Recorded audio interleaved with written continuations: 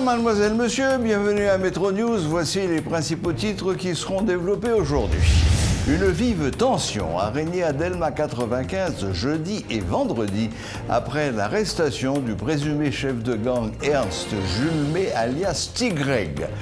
Des tirs sporadiques étaient entendus et des barricades de pneus enflammés ont été érigées par des individus armés et encagoulés. Présentation ce vendredi d'une nouvelle proposition de sortie de crise par la structure dénommée Citoyens engagés pour une proposition de sortie de crise CESOC. L'actuel président dominicain Luis Abinader veut redynamiser les relations entre Haïti et son pays, selon ce qu'a rapporté notre correspondant permanent à Saint-Domingue, Jean-Michel Carrois.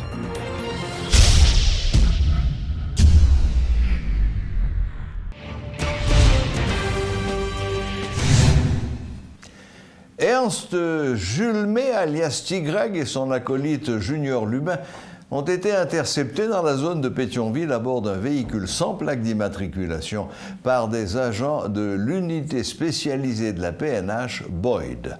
Plusieurs chefs d'accusation sont retenus contre ces individus, a révélé l'inspecteur divisionnaire Marie-Michel Verrier en conférence de presse ce vendredi. Rappelons qu'un climat de tension a régné depuis jeudi à Delma 95 suite à cette arrestation. Des tirs sporadiques étaient entendus et des barricades de pneus enflammés constatées à Delma 95 encore ce vendredi. Pendant la période ça, la police mène 27 opérations ciblées, sorties 1er septembre pour arriver 7 octobre 2021.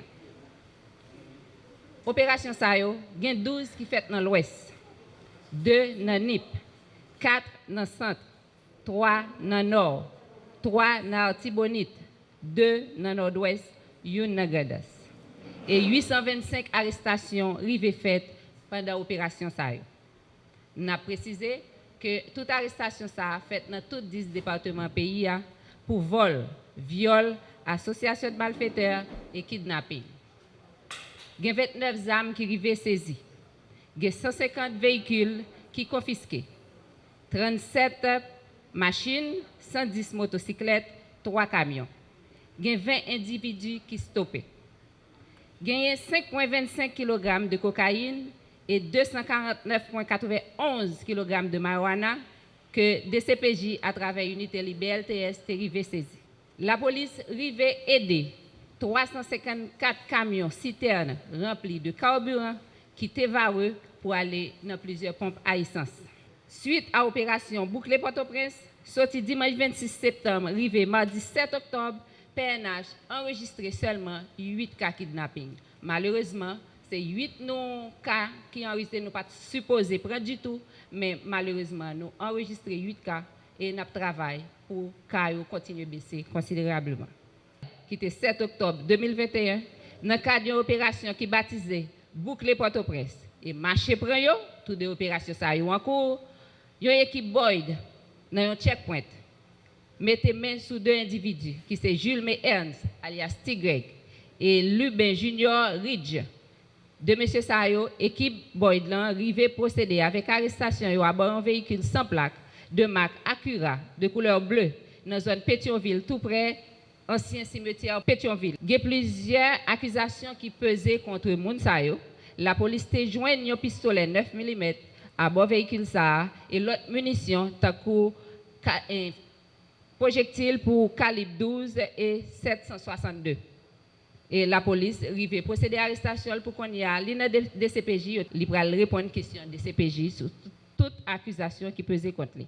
PNH renouveler détermination pour les bailler population en service, que les douer population, PNH a demandé la population à collaborer ensemble avec lui. Nous avons bon genre d'information. Nous, avec information, nous sommes capables de faire travail là, nous encourager nous, partager l'information avec nous, les nous voyons bagaille, dénoncer. Relais la police. Les nous dans la zone nous yon monde qui c'est un mauvais jet ou bien nous pas arriver trop comprendre l'attitude dans la zone nous, relais la police. Fait la police connaît et la police lui-même va aider, fait travail.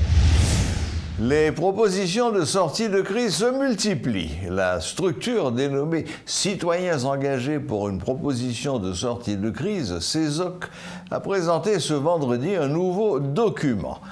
CESOC propose un exécutif bicéphale, un conseil national présidentiel et un nouveau Premier ministre pour la formation d'un gouvernement d'ouverture. C'est en ce sens que CESOC invite les autres structures à se joindre à lui. Suivez ce reportage de Rudolf Pierre-Louis. Les accords politiques se multiplient, tout comme les propositions de sortie de crise. De nombreux partis politiques ont déjà présenté leurs documents et aujourd'hui, c'est CESOC, Citoyens engagés pour une proposition de sortie de crise, qui emboîte le pas. D'où vient cette structure et pourquoi est-elle déterminée à proposer à la nation son plan de sortie de crise? Le pasteur Tomsley Budler-Laguerre l'a présenté. CESOC, c'est voix pays à cap pleine qui rêve dans les oreilles, yon bonnes citoyens, citoyennes de toutes tendances, tout secteur politique, secteur religieux, secteur handicapé, droits humains. Ça te prend nous plusieurs semaines à fourrager, garder, attendre tout ça qu'a dit dans la presse parler, écrit, télévisé, sur tous les réseaux sociaux. Nous te mettons sous table là tout accord. Tout ça, mon a dit, ou qu'a prend accord Montana, ou qu'a prend Penn, ou qu'a prend Solaria et la trier, sans force côté, avec tête reposée, pour bon gens intérêt, maman nous Haïti, nous arrivons prendre un morceau dans chaque accord, sans passe pour qui, nous mettons ensemble, et ce résultat travail pendant environ 2 mois ça, que c'est SOC, te présenté par la nation dans le point de presse li te bay dans le jour jeudi qui était 9 septembre 2021 là. Plus d'une dizaine de mois de rencontres, de débats et de prise de connaissance des propositions précédentes auront été nécessaires à son aboutissement, selon le député Jean-Willer Jean, qui résume le document. Un conseil national présidentiel, CNP, qui va composer de 3 personnalités haïtiennes réputées, honnêtes, crédibles et qui jouissent d'une certaine et positive notoriété auprès de l'opinion, dont un représentant de la présidence, un représentant du Sénat de la République, un ou une représentante de la classe politique ou de la société civile. Le gouvernement est composé d'un Premier ministre, des ministres, des secrétaires d'État sortis de la classe politique et de la société civile. 3 mois après l'assassinat du président de la République, la scène politique est en effervescence et la continuité de l'État doit être assurée. C'est dans ce contexte de vide institutionnel et constitutionnel que le CESOC fait son entrée sur la scène politique, explique le député Vasco Ternelan. Donc, pas de journée aujourd'hui, aucune formule sous base constitution avec la loi pour combler vide la mort président Jovenel qui était dans tête l'État. Nous constatons qu'il y a un pile effort qui fait pour joindre une formule pour combler vide ça. Cependant, chaque proposition a une faiblesse par yo et quitter en catégorie acteur sous côté. Accord 30 d'août là, c'est pas formule idéale pour résoudre crise pays à traverser journée aujourd'hui. C'est peut-être ça. Nous, un groupe citoyen, femmes et garçons, toutes tendances mélangées, qui gagne même droit à tout l'autre citoyen, te chita réfléchir sous crise là. Et nous mettons campé une structure qui fait une proposition par la nation dans date 9 septembre qui s'est passé là dans Villa Thérèse dans Pétionville. La liste des propositions continue de s'allonger. Chaque structure a sa propre lecture de la situation et voit différemment des autres comment apporter une solution. Pourtant, tous les documents présentés jusqu'ici ne portent qu'un seul nom, proposition de sortie de crise. Chacun a sa force et ses faiblesses, certes, mais qu'est-ce qui empêche les acteurs politiques de dégager une synergie en vue de produire une seule proposition? Le député Jean-Wilson Hippolyte, président du comité de pilotage, plaide en ce sens. M'a lancé un appel solennel by tout secteur dans la vie nationale à notre diaspora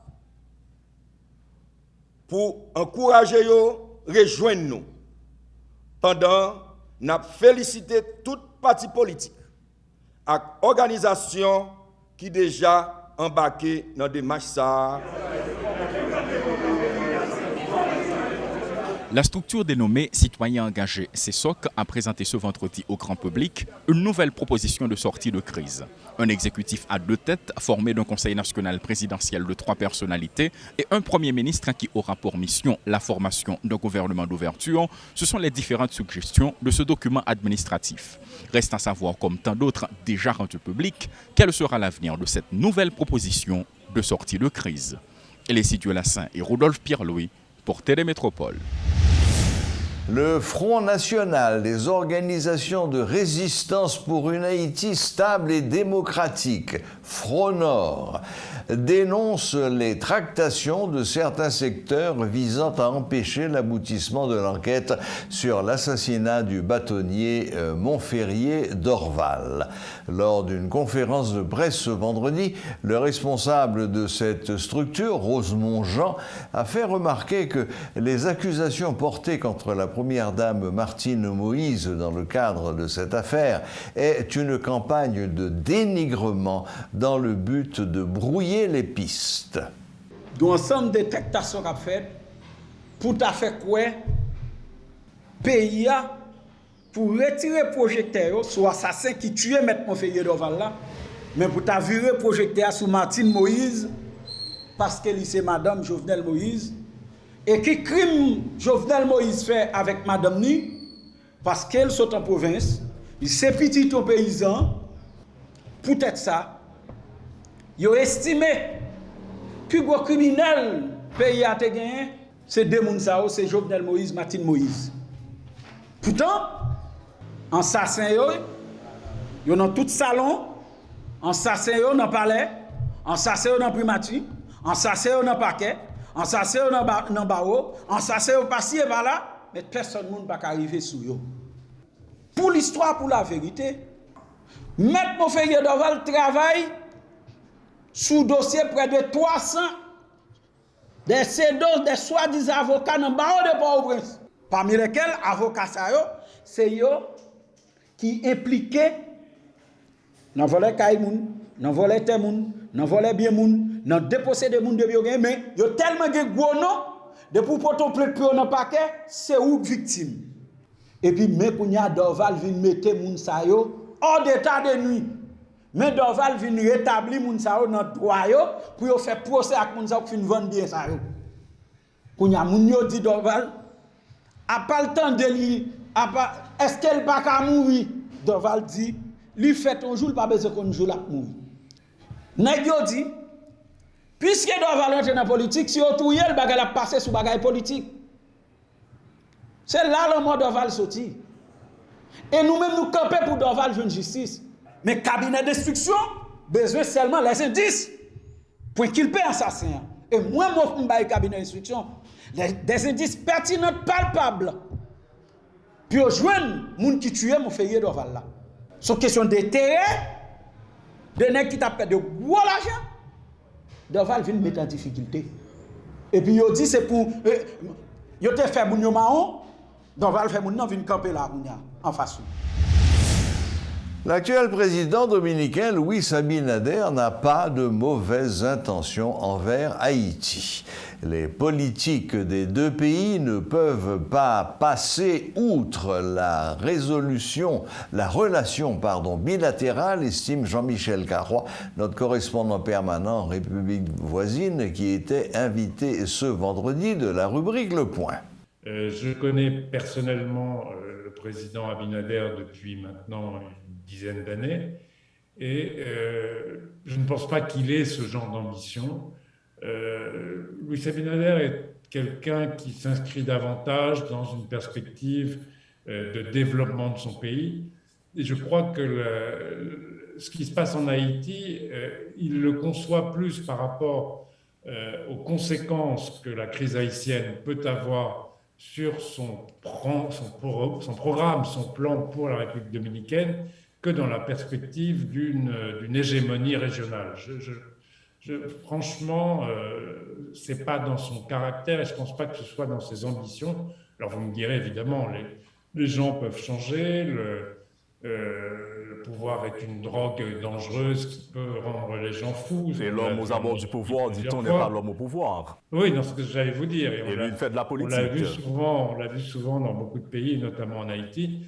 Mais je pense que il faut bien comprendre, et j'ai des amis proches, journalistes, analystes haïtiens qui ont développé cette théorie, mais je pense que c'est une erreur parce que ce qui a motivé, je pense, le discours et les actions du président Abinader, c'est encore une fois, c'est pas un souci d'hégémonie régionale, c'est le fait que la conscience, au contraire, que la République dominicaine, pour des tas de raisons historiques qu'on connaît, pour des raisons d'antagonisme, de conflit entre les deux pays depuis très longtemps, sans remonter au massacre de 1937, à la crise liée aux expulsions sous Balaguer. Enfin, on connaît le passif difficile entre les deux pays. Donc évidemment, la République dominicaine, contrairement à ce que me disent un certain nombre d'Haïtiens, n'a aucune envie et aucun intérêt d'intervenir en Haïti, d'occuper Haïti. Et c'est très bien que ce n'est pas elle qui va pouvoir aider Haïti concrètement. Il n'y a pas cette envie d'occupation du pays voisin. Je veux dire, ça, c'est pas quelque chose que j'ai ressenti, que j'ai vu exprimer depuis les plus de 30 ans que je réside en République dominicaine. Ce n'est pas du tout ça, non. C'est la crainte, le thème fondamental des nationalistes du secteur ultra-droite en République dominicaine, c'est ce qu'ils appellent l'invasion haïtienne, et ce qu'ils appellent la volonté haïtienne d'unification de l'île, qui est une espèce de vue de l'esprit qui revient régulièrement dans leur discours, où ils disent que les Haïtiens ne rêvent que d'une chose, c'est d'occuper à nouveau la République dominicaine. Mais ce n'est pas que les Dominicains aillent occuper Haïti. Ce soir, ce sera la troisième fois que nous abordons le phénomène des mototaxis en Haïti. On vous avait demandé de nous envoyer des suggestions, nous en avons reçu, pas beaucoup. Et après, nous allons vous faire part de ce à quoi nous avons pensé. Il y a une des deux qui va nous emmener dans la stratosphère et l'autre qui va rester sur le plancher des vaches. Parmi les propositions, il y a une chose qui revient en permanence, c'est il faut recenser le nombre des motos et réglementer leurs courses. Bon, très bien. Je crois que tout le monde est d'accord sur ça. Donc là, on va aller pour la troisième et dernière fois sur cette question avec toujours William Savary, économiste et président fondateur de Haiti Stock Exchange. Bonsoir William Savary. Bonsoir Serge, bonsoir Haïti, bonsoir Métropole, bonsoir tout le monde. Voilà, donc je viens de le dire, les réponses que nous avons reçues ne sont pas très nombreuses et disent toutes à peu près la même chose, recenser, recenser, recenser. Très bien. Donc nous y avons réfléchi aussi de notre côté. Vous avez un plan absolument sublime pour régler cette question. Tout en l'admirant, moi j'ai le sentiment qu'on est un peu dans le rêve, mais je vous passe la parole. Comment est-ce que vous voyez la question? Alors il faut dire au prime abord que après avoir vécu 40 ans à l'extérieur d'Haïti, quand je suis revenu, je me suis intéressé aux affaires du pays et m'intéressé à comprendre comment fonctionne l'économie du pays. Donc j'ai travaillé dans les LACOU, j'ai visité les marchés, j'ai fait des études sur les machines de manger cuite, j'ai les institutions, les manufactures, les parcs industriels. Donc, je me suis un petit peu mis à la disposition du pays pour essayer de comprendre et d'apprendre. C'est ça. Donc, ce que j'ai à offrir, c'est en fonction de l'expérience que j'ai pu acquérir dans mes contacts avec les gens, leur parler, etc. Et des rêves que vous avez caressés. Des rêves, parce qu'en fait, il y a une chose qui m'agace, c'est qu'il y en a, aujourd'hui, je constate que la majeure partie des gens parlent et ne font que de la médisance de la République d'Haïti. Les gens n'ont absolument rien de bon à dire, c'est pas possible. Et je pense que c'est comme si les gens avaient été payés pour dire du mal du pays. Et ça, je tolère ça très mal. Parce que je pense qu'il y a beaucoup de choses qui fonctionnent très bien dans le pays. Bien sûr, il y a des trucs qui ont besoin d'être améliorés. On le constate. Il y a surtout beaucoup de potentiel. Beaucoup de potentiel. Potentiel non exploité. Maintenant, en ce qui concerne notre sujet, nous avons constaté la dernière fois, ou plutôt nous avons élucidé le potentiel et les inconvénients du business de mototaxi. C'est ça. Bénédiction d'un côté, cauchemar de l'autre. Cauchemar de l'autre. Et on a évoqué, on a fait le point, et je pense qu'on a eu, d'après les réactions que nous avons eues, donc on sait que les gens ont apprécié et ont compris. Donc pas la peine de retourner là-dessus, mais on va directement là où on pense. En prenant compte de ce qui existe, de l'existant.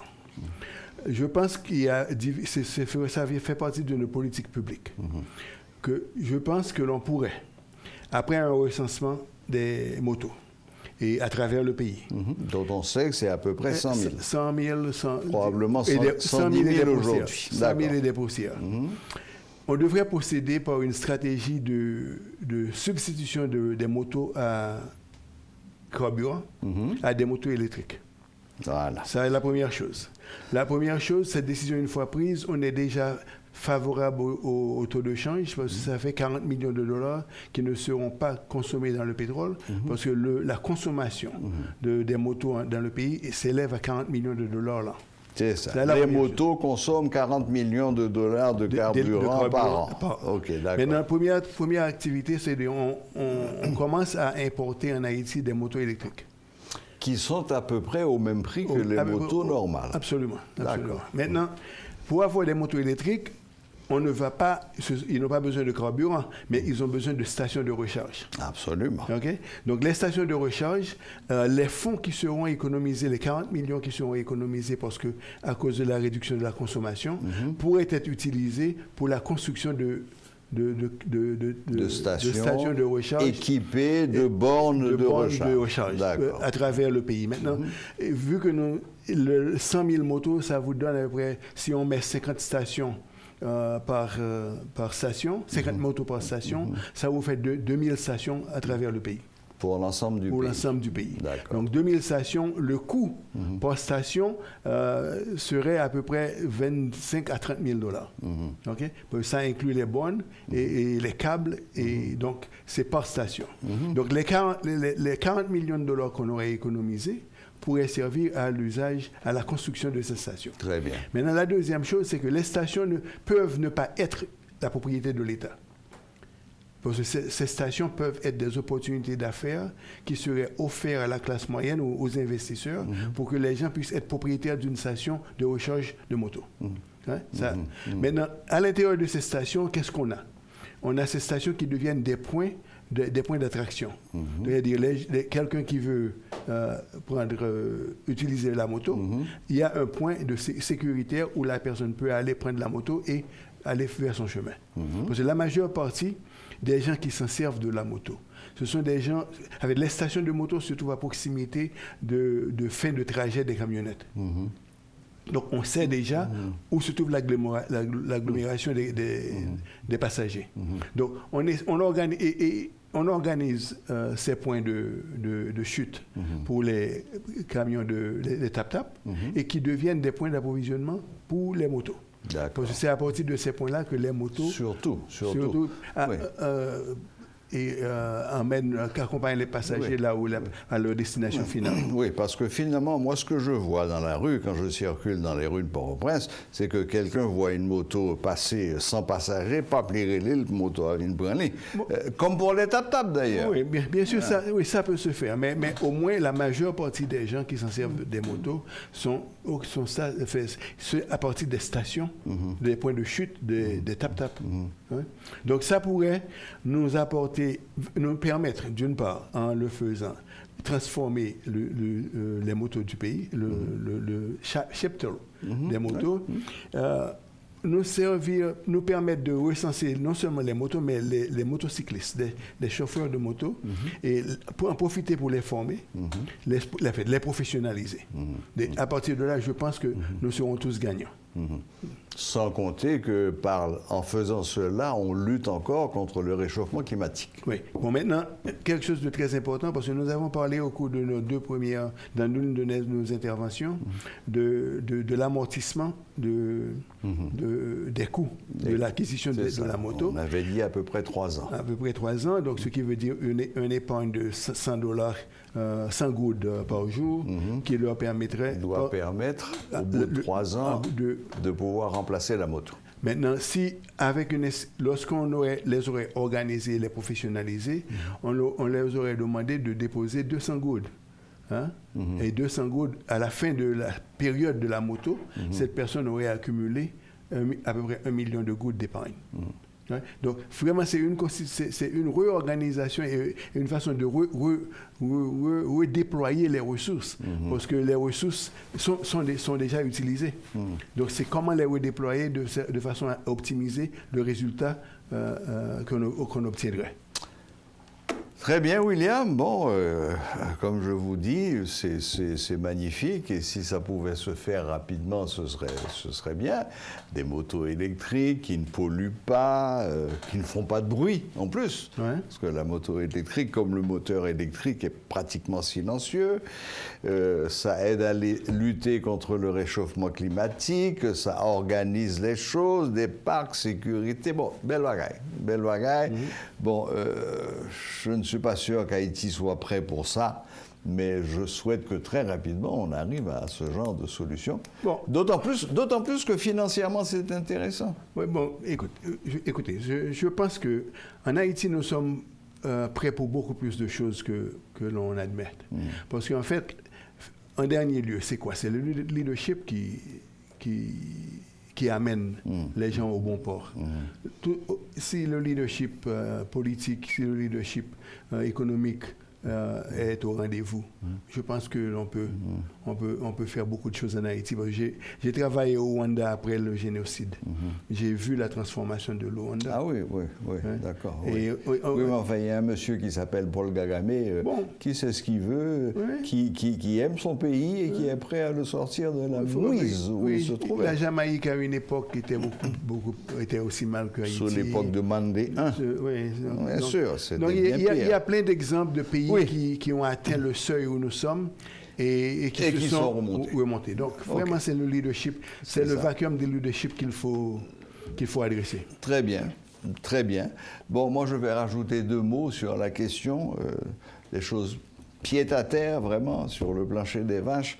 Bon, ce phénomène, comme je l'ai dit et répété, c'est une bénédiction pour une grande partie de la population. C'est un cauchemar pour le reste, que ce soit les piétons, parce qu'il y a des accidents de moto avec des piétons, mais c'est un cauchemar surtout pour les automobilistes, parce que ces chauffeurs de moto, ce sont des jeunes casse-cou qui font des choses absolument insensées, incroyables, et sur la chaussée. Donc,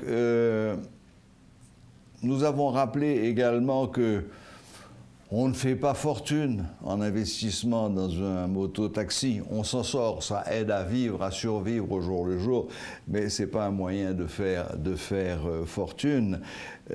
Alors, qu'est-ce qu'il faudrait commencer par faire, là, dès demain matin? Dès demain matin, d'abord faire un recensement réel, précis, Nous avons parlé de 110 000 motos.